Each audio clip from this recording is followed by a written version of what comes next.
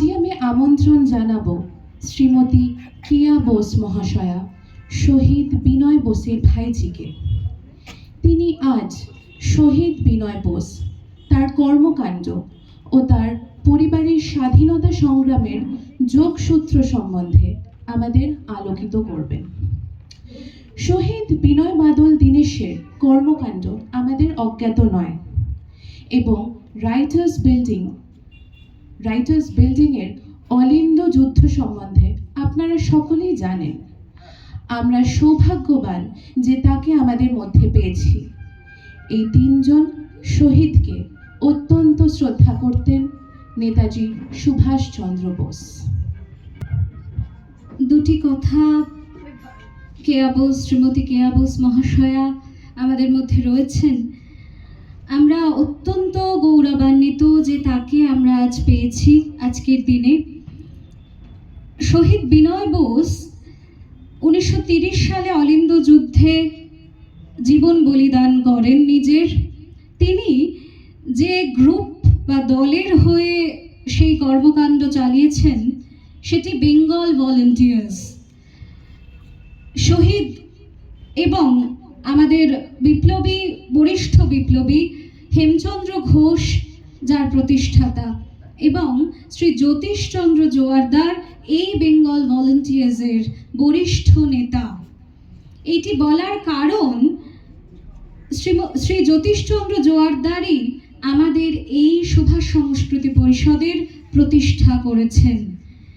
তার লেগেসি আমরা বহন করে চলেছি এবং 1930 সালে বিনয় বাদল এবং দীনেশ, বিনয় বসু, বাদল গুপ্ত, দীনেশ গুপ্ত যখন শহীদ হলেন সিমসনকে হত্যা করে, তারপরে মাস্টার মাইন্ড হিসেবে এই বরিষ্ঠ নেতা শ্রী জ্যোতিষচন্দ্র জোয়ারদারের কিন্তু 8 বছরের জেল হয়।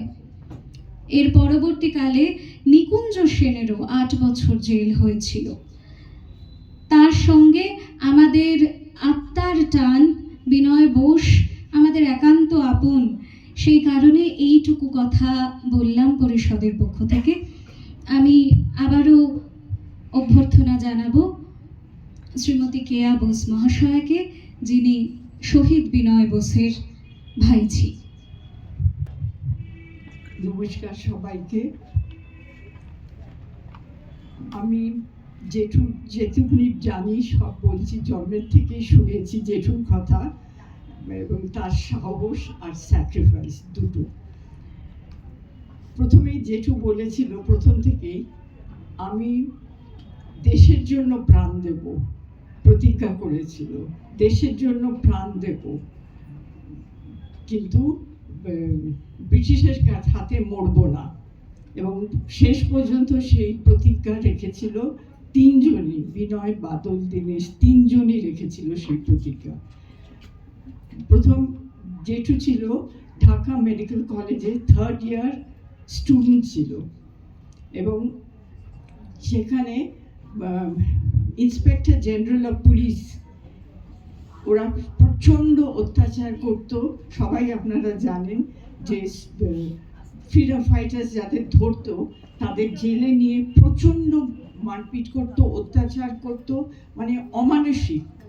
অনেকে ওখানেই মরে যেত এবং সেটা ওরা ঠিক করেছিল যে ফার্স্ট ওই ইন্সপেক্টর জেনারেল অফ পুলিশকে মারবে। এবং ওরা যারা সিনিয়র ছিল তারা সমস্ত প্ল্যানিং করে দিয়েছিল এবং সেই ইয়েতে খবর এলো যে একজন হাই অফিশিয়াল মেডিকেল কলেজে ভর্তি, অসুস্থ, তাকে দেখতে ইন্সপেক্টর জেনারেল অফ পুলিশ আসবে এবং সারা হসপিটাল মিলিটারি দিয়ে, পুলিশ দিয়ে ঘিরে দিল সিকিউরিটির জন্য। কিন্তু তা সত্ত্বেও স্টুডেন্ট বিনয় ঘোষ রেডি ছিল, বন্দুক চালানো শিখেছিল, রিভলভার, বন্দুক না তো রিভলভার।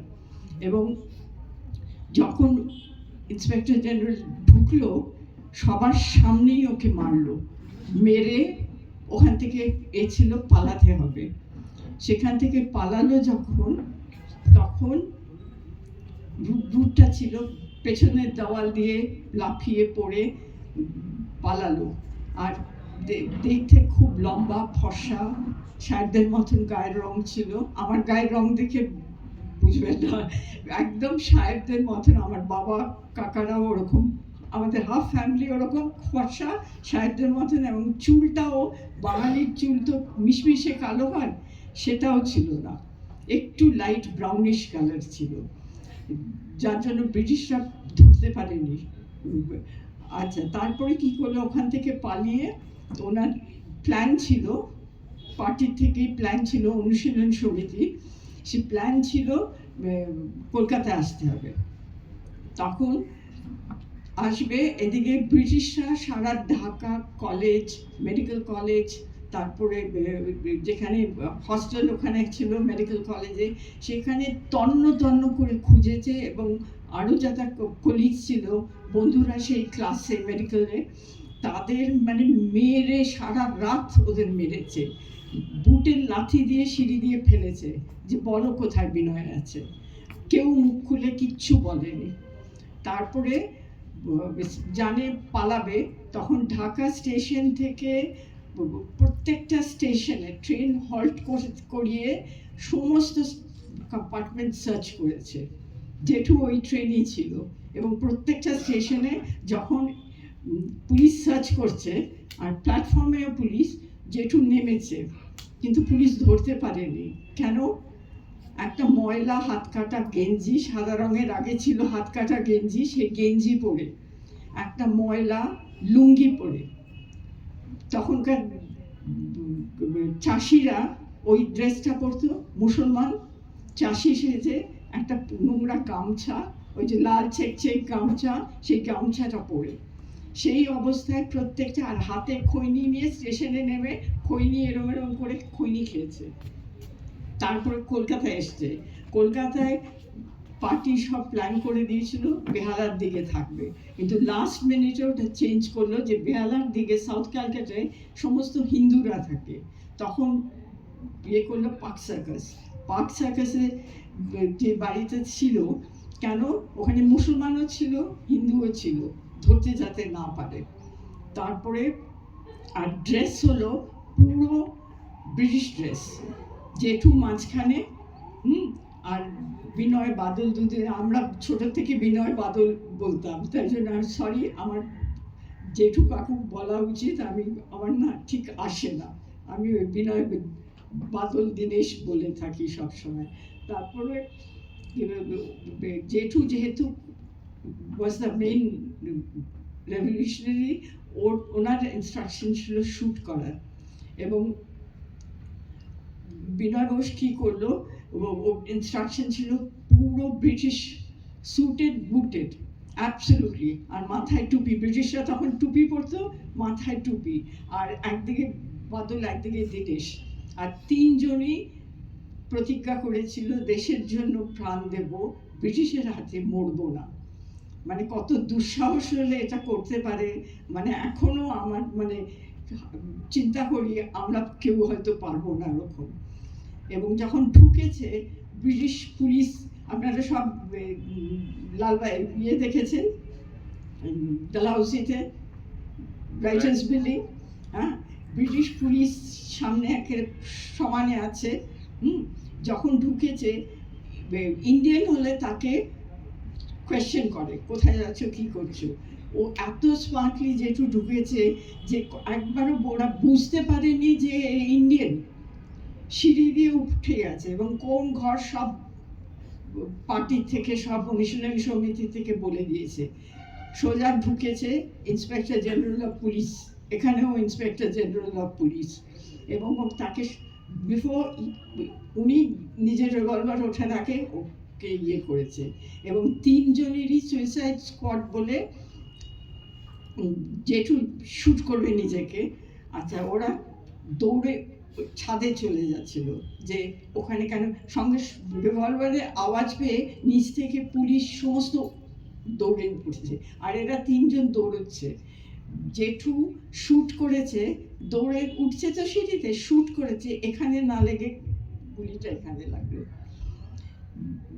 বাদল সাইনাইড খেয়ে সঙ্গে সঙ্গে ওখানেই মারা যায়, আর দীনেশ ধরা করলো, লাস্টে ছিল, দীনেশকে ধরেছে এবং অমানসিক কষ্ট দিয়েছে, এ করেছে, কিন্তু মুখ দিয়ে একটা কথাও বলেনি। আলিপুর জুতে দীনেশকে নিয়ে গেছিল এবং ওখানে লাস্টে ফাঁসি দিয়েছে, অত্যন্তভাবে কষ্ট দিয়েছে। আর জেঠুকে সঙ্গে সঙ্গে মেডিকেল কলেজে নিয়ে গেছে, যে এটা অপারেট করে, হাতের এটা অপারেট করে সুস্থ করে জেলে নেবে এবং মেরে যেমনি করে পার্টির অনুশীলন পার্টির সমস্ত কিছু, মানে অনুশীলন party was the first party যে ইন্ডিপেন্ডেন্সের জন্য ফাইট করেছে। হেডকোয়ার্টার্স ঢাকা, অ্যান্ড যে লিডার ছিল সে হলো, তার নিকনেম মহারাজ। আমি তাকে মিট করেছি কিন্তু তার আর কিচ্ছু জানি না, আসল নাম কি জানি না, মহারাজ নাম ছিল। এবং জেঠু বেডে অপারেশন করে বেডে দিয়েছে, দাদু ঠাকুমা গেছে দেখা করতে, এই হাতটা তুলতে পারেনি কোনো মতে, এরকম করে পুরো নাম করেছে। আচ্ছা, পুরো সিকিউরিটি ঘরের দরজায় ভেতরেও, যেটু চুপ করে আছে, কিচ্ছু বলেনি, কাউকে কিচ্ছু বলেনি, মুখ খোলেনি। যখন সিকিউরিটিরা তো রাত্রে ঘুমিয়ে পড়েছে, কতক্ষণ আর চুপ করে থাকবে, দাঁড়িয়ে থাকা বা বসে থাকে, অটোমেটিক ঘুমিয়েছে। যেই ঘুমিয়েছে ব্যান্ডেজ খুলেছে, পুরো ব্যান্ডেজটা খুলেছে, খুলে নোট দিয়ে এরকম করে স্ক্র্যাচ করে সেপটিক করে দিয়েছে। ব্রিটিশ পুলিশ ডাক্তাররা কেউ বাঁচাতে পারেনি, সেপটিক হয়ে জেঠু মারা গেছে। এবং প্রতিজ্ঞাটা রেখেছে, দুজন পারল প্রতিজ্ঞা রাখতে, তিনজনই চেষ্টা করেছে, ভীষণ সাহস তিনজনে, এবং প্রতিজ্ঞা রেখেছিল যে ব্রিটিশের হাতে মরবো না, দেশের জন্য প্রাণ দেব। এটা ওদের তিনজনেরই প্রতিজ্ঞা ছিল। আমরা যখন ছোটবেলায় দুষ্টুমি করতাম বা কোনো রিস্কি কিছু করতাম, গাছে চড়ে যেতাম এরকম ছোট বয়সে, বা কোথাও যেগুলি না ছিল ডেঞ্জারাস ওগুলি কিছু করলে আমার মা খুব ভীতু ছিল। মা বলতো আর কি করবো, বোসবাড়ির রক্ত তো, অসম্ভব সাহস। হ্যাঁ, মানে প্রচণ্ড সাহস, প্রচণ্ড। আর শুধু যে জেঠু ছিল না, আমার ফ্যামিলির সব ছিল, আমার ঠাকুমা ছিল। যেখানে এই যে বিপ্লবীদের, এদের যে যাতায়াত করতে হচ্ছে, ড্রেস চেঞ্জ করতে হচ্ছে, বন্দুক লাগতে হচ্ছে, পয়সা তো লাগছে, সেই পয়সাটা কোথায় আসছে? আমার ঠাকুমা নিজে দুপুরবেলা যখন সবাই ঘুমোতো, ঠাকুমা প্রত্যেকটা বাড়িতে যেত। ঢাকার মানে যদি একটা রাস্তায় 10টা বাড়ি আছে, 8টা বাড়ি ফ্রিডম ফাইটার্সদের হেল্প করেছে। এবং ওর ঠাকুমা কি করতো, প্রত্যেকটা বাড়িতে গিয়া, তখন তো ফ্রিজ ছিল না, সবাই ডেইলি বাজার করতো, বলতো যা পারবে, 1 আনা 2 আনা 4 আনা যা পারবে সেই পয়সাটা জমাও আর দান করো, ফ্রিডম ফাইটারদের জন্য দান করো, আমরা নেব। ওটা নিয়ে রিভলভার কিনতো। আচ্ছা, ব্রিটিশদের কাছ থেকেই রিভলভারগুলি কিনতো, কিনে এদের দিত, এবং তাদের ট্রাভেলে গিয়ে যা পয়সা এইভাবে পুরো পাড়ার থেকে, ঢাকার পুরো পাড়ার থেকে যেখানে আমাদের বাড়ি ছিল সেই টাকা জোগাড় করতো। তো ব্রিটিশরা কোনো একটা ভাবে খবর পেত, তখন আমাদের বাড়ি সার্চ করতে এসছে। হ্যাঁ, আমাদের বাড়ি তখন জেঠু নেই, বাড়ি সার্চ করছে, বাড়ি সার্চ করছে। তো পুরো বাড়ি, তো ঢাকায় ছিল কি পুরনো বাড়িগুলিতে সব জায়গায় সব বাগান ছিল। হঠাৎ দুপুরবেলা কাজের মেয়েটা চিৎকার করলো, বৌদি গো, পুলিশ, লাল পাগড়ি। তখন ঠাকুমা গেল সামনে বারান্দা, যেটা একটু দূরেই, মানে এতটা দূরে, ওই দেওয়ালটা ওখানে মেইন গেট, বাদুর গেট ধরে আছে, খুলবে না। আর পুলিশ অফিসার বলছে ওপেন দ্য গেট, চিৎকার করছে ঠাকুমাকে দেখে। তখন ঠাকুমা খালি বলল, আমি মেয়ে মানুষ, একলা আছি, আমি আমার হাজব্যান্ডকে খবর দিন, তারপরে ও এলে গেট খুলবে। তখন বলে কি আই গট আ ওয়ারেন্ট করে ব্রিটিশ পুলিশ হুমকি দিচ্ছে। তখন আমার ঠাকুমা কি জবাব দিল, আপনার দেশে কি এই কালচার? একজন মহিলা অল্প বয়সী একলা বাড়িতে থাকলে আপনারা দক্ষিণ পুরুষরা বাড়িতে? ব্রিটিশ পুলিশ জবাব দিতে পারলো না, দাদুকে খবর দিল। ঠাকুমার ওই টাইমটা দরকার, কেন ওখানে ডকুমেন্টস ছিল, সেগুলি দরকার। ঢাকাতে সব প্রত্যেকটা বাড়িতে কুয়ো ছিল, কর্পোরেশন জল না, কুয়ো ছিল। ঠাকুমা তখন, আমার বাবা এইটুকুনি, বাবাকে বললো ওই ট্রাঙ্কটা খোল, ওটার মধ্যে এই কাগজটা নিয়ে সব যা যা নিতে হবে সব বলে গিয়ে পেছনে, কুয়োটা পেছনে, বাড়ির পেছনে, সবারই বাড়ির পেছনে কুয়ো, বলে কুয়োর মধ্যে একটা ইট বেঁধে, দড়ি দিয়ে ইট বেঁধে ফেলে দিয়ে, আর ওখানে একটা বন্দুকও ছিল, সব ওই কুয়োর মধ্যে ফেলে দিল। ব্রিটিশ বাড়ি সার্চ 2-3 বার করেছে, একবারও কিছু ধরতে পারেনি। তারপরে তখনকার দিনে ব্যাংক ছিল না, তো আমাদের বাড়িতে যেহেতু সিকিউরিটি সব ওটা কি বলে, তখনকার দিনে ট্রাঙ্ক ছিল, ট্রাঙ্কে একদম শুধু গয়না না, বেনারসি শাড়ি, সব আসল সোনা ছিল না, হ্যাঁ, সেগুলি যার যেটা ভ্যালুয়েবল ছিল, গয়না ফয়না, ট্রাঙ্ক। তো আমাদের মাঝে একটা ঘর ছিল, আর তখনকার দিনে খাটগুলি উচিত ছিল, ওই ট্রাঙ্ক ভর্তি। মার কাছে, ঠাকুমার কাছে চাবি চেয়েছে, ঠাকুমা বললেন আমি খবর দিচ্ছি, পাড়ার মহিলারা আসবে, ওদের ট্রাঙ্ক। বলে না, কাউকে ঢুকতে দেবো না। ট্রাঙ্কে থেকে একটা করে ট্রাঙ্ক ভেঙেছে, ফেড আপ হয়ে ছেড়ে দিয়েছে। লাস্ট ট্রাঙ্কে যেটার মধ্যে এভিডেন্স ছিল সেটা ধরতে পারেনি। তখনকার দিনে মানে যে ফ্রিডম স্ট্রাগল করেছে, কত যে স্যাক্রিফাইস করেছে তার চিন্তা করা যায় না। আর পুরো মানে সব ছিল। তারপরে তারপর ব্রিটিশরা রাইট লাগিয়ে দিল। রাইটরা যে হিন্দু মুসলিম রাইট, এটা কিন্তু ব্রিটিশরা লাগিয়েছে যে যাতে ইন্ডিপেন্ডেন্স ফাইটটা সাকসেসফুল না হয়। এবং রাইটটা যখন লাগালো, যেই হতো, আমার মা তখন বিয়ে হয়ে গেছে, 14 বছরের মেয়ে, দাদু মাকে বলে দিয়েছে তুমি সঙ্গে সঙ্গে অফিসে ফোন করবে, আমি ব্যবস্থা করব। তো দাদু সঙ্গে সঙ্গে পুলিশ ব্যবস্থা করতো, আর দৌড়ে চলে আসতো। পুলিশ এসে কি করতো, মুসলমানরা যখনই অ্যাটাক করে 100-150 কমে করে না। ওরা কিন্তু, আমরা ভাবি খুব সাহস, ওরা কিন্তু ভীতু। এবং ওরা 100-150 লোক অ্যাটাক করে, আর অনেক দূর থেকে আল্লাহু আকবার চিৎকার করতে থাকে। তখন হিন্দুরা দুপুরবেলা কেউ থাকে না, সব তো ছেলেরা বাইরে থাকে, হ্যাঁ, তখন অ্যাটাক করে, মেয়েদের রেপ করে, খুন করে, বাচ্চাদের, ছেলেরা যদি থাকে তাদের খুন করে দেয়, এই করতো। তো একটা হিন্দু, আর পুলিশ এসেই হিন্দু ছেলেগুলিকে সব ধরে নিয়ে যেত। তখন আমার দাদু কি করতো, বাড়িতে আসতো না, স্ট্রেট বাবা বাড়িতে আসতো, দাদু স্ট্রেট পুলিশ স্টেশনে যেত, প্রত্যেকটা ছেলের নাম নিত, সঙ্গে সঙ্গে বেল, ওই যে যা যা করতে হয় লিগালি সেগুলি করতো, করে অনেককে ছাড়িয়েছে। কিন্তু আবার আমাদের বাড়ির ছেলেরা অ্যারেস্টেড হলো, এক কাকা ওখানে অ্যারেস্টেড হলো। তখন দাদু ফাইট করে করে জেল হয়ে গেল, ফাইট করে করে বললো, কোর্ট থেকে অর্ডার পেলো কুইট বেঙ্গল, তখন তো ইস্ট ওয়েস্ট না, পুরো বেঙ্গল, কুইট বেঙ্গল। তো দাদু বিহারে একটা বাড়ি কিনে কাকাকে কোর্টে পাঠিয়ে দিল।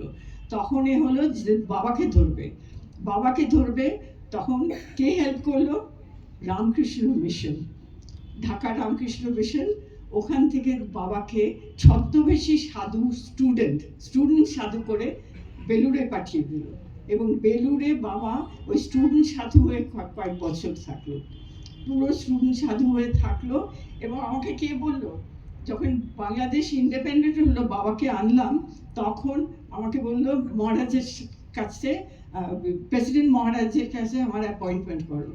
আমি ফোন করলাম, আমাকে অপারেটর বলল যে আপনি নাম্বার দিন, আমি জেনে বলছি। আমি কতক্ষণ লাগবে, বলে 8 ঘন্টা 45 মিনিট। 3 মিনিটের মধ্যে ফোন এসে গেল, সুনীলবাবু কখন আসতে পারবে? আমি বললাম যে বিকেলবেলা, কেন আমার বাবা তখন খুবই অসুস্থ, আমার এই আর্থারাইটিস। তখন আমি বললাম বিকেলে আসবে। বিকেলে গেলাম, বিকেলে বাবাকে নিয়ে গেলাম। তো ওখানে গিয়ে মহারাজের সাথে যখন দেখা করছি, আমি প্রণাম করেছি, আমার সাথে কথা বলছে, আমার ছোট ভাই ছিল। তখন আমাকে বলছে তুমি বাবার সব কাহিনী জানো? আমি দেখি বাবাও হাসছে, উনিও হাসছে।